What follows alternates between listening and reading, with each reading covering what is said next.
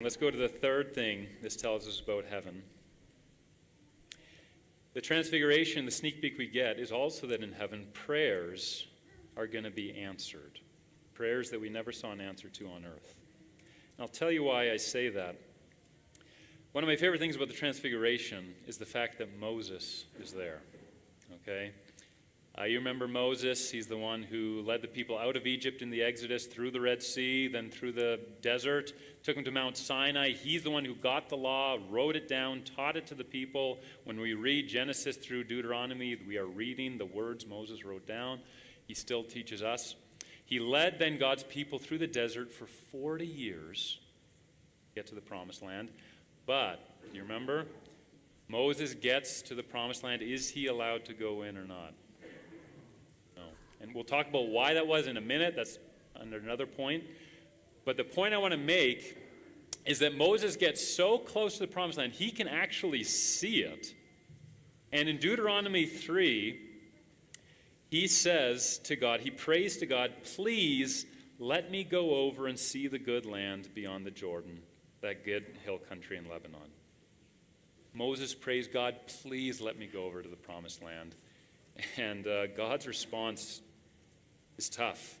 God says to Moses, enough from you. Do not speak to me of this matter again.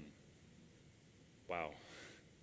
Imagine going home, praying in your room, and God says, enough from you. Don't speak to me about this again. Seems like Moses' prayer gets a hard no, right? God says, no, not giving this to you. But is that the case? Richard Wurmbrand, the pastor last century, he pointed out the Mount of Transfiguration is within the borders of the Promised Land. And so what Richard Wurmbrand says is, Moses' prayer was answered. He got to go into the Promised Land. It was just 1,500 years after he had asked. Okay? God answered Moses' prayer. Moses got to go into the Promised Land. All right? And so the point I want to draw from that, and it is a real one and a serious one. All of us, okay, I'm almost certain of it, all of us have the experience of praying and crying to God for things that matter and not seeing an answer. And feeling, maybe it even feels like God has said, enough from you, don't speak to me about this again.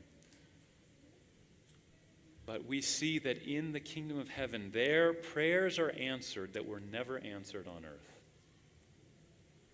You know, it's interesting. Jesus says in a number of places, he says, therefore I tell you, whatever you ask in prayer, believe that you've received it, and it will be yours. Or in another place he says, if you ask me anything in my name, I will do it. He makes these very blanket promises. If you ask anything in my name, I'll do it for you. But he never says when he's going to do it. Many prayers are answered in this life. Many won't be answered until we get to the kingdom, but they will be answered. And I think about the healing that's going to come there of just people who have cried and cried for things and have borne so much grief over it, and they finally see the answer to their prayer. It is going to be that God will be glorified in such an extreme way through that.